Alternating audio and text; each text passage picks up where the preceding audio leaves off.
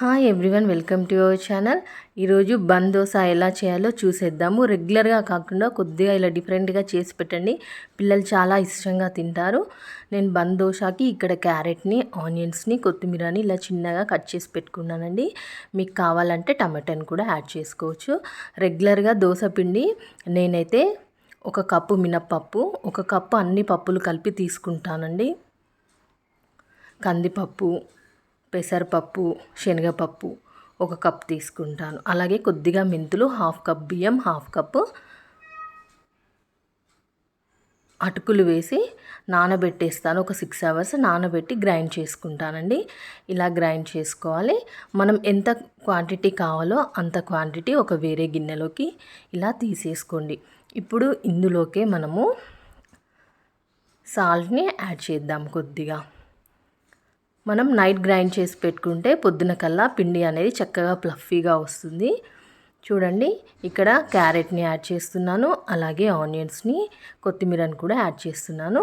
ఇష్టం ఉన్న వాళ్ళు టమాటోని కూడా యాడ్ చేసుకోవచ్చండి. నేను ఇక్కడ టమాటోని అయితే యాడ్ చేయట్లేదు.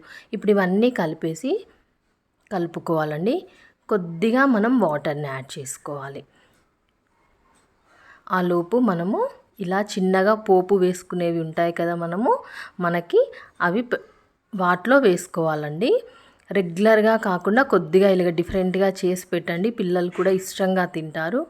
చూడండి, 1 స్పూన్ ఆయిల్ వేసేసుకొని ఇలా ఒక 2 గరిటెలు అయితే మనము ఇలా పిండిని వేసేసుకోవాలి. ఒక 2 మినిట్స్ తర్వాత మనము నెక్స్ట్ సైడ్కి టర్న్ చేసేసుకోవాలండి. ఒకసారి మీరు కూడా ఈ విధంగా ట్రై చేసి చూడండి. మీకు ఎలా వచ్చిందో నా కామెంట్ సెక్షన్లో షేర్ చేయండి. తప్పకుండా ఇలా ట్రై చేయండి, సూపర్గా ఉంటాయి. రెగ్యులర్గా కాకుండా కొద్దిగా ఇలా డిఫరెంట్గా చేసి పెడితే పిల్లలు కూడా ఇష్టంగా తింటారు. ఒక 2 తింటే మనకు కడుపు నిండిపోతుందండి. అంత టేస్టీగా ఉంటాయి, అంత ఫ్లఫీగా ఉంటాయి, సూపర్గా ఉంటాయి. చూడండి, ఇలా నెక్స్ట్ సైడ్కి కూడా టర్న్ చేసుకోవాలి. చూసారు కదా ఎంత కలర్ఫుల్గా ఉందో.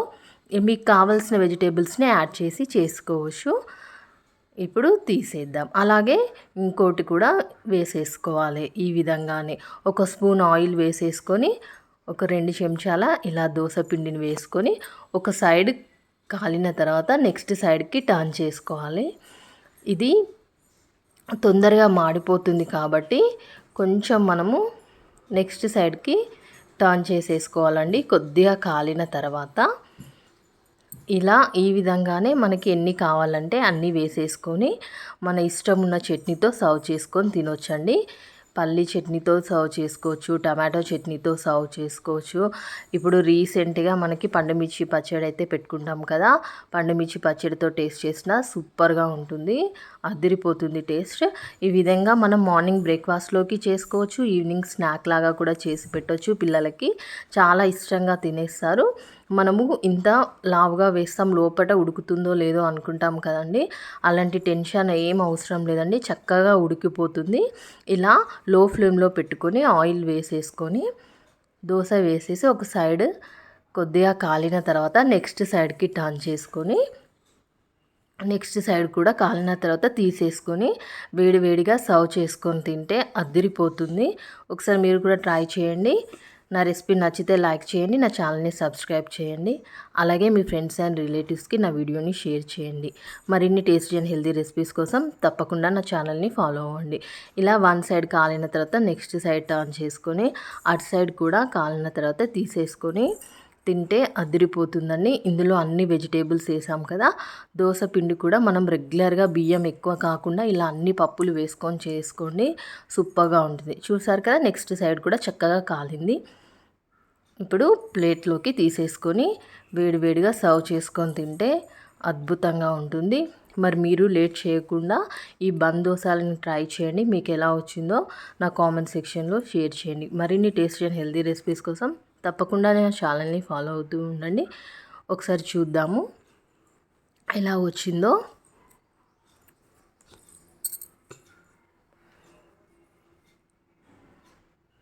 వేడిగా ఉంది, ఇప్పుడే తీసాం కదా. చూసారు కదండి, లోపల కూడా చక్కగా ఉడికిపోయింది. ఎలాంటి టెన్షన్ అవసరం లేదు, మనం లావుగా వేస్తున్నాం కదా ఉడికిపోతుందో లేదో అని. లో ఫ్లేమ్లో పెట్టుకొని చక్కగా కాలిస్తే సూపర్గా ఉంటాయి.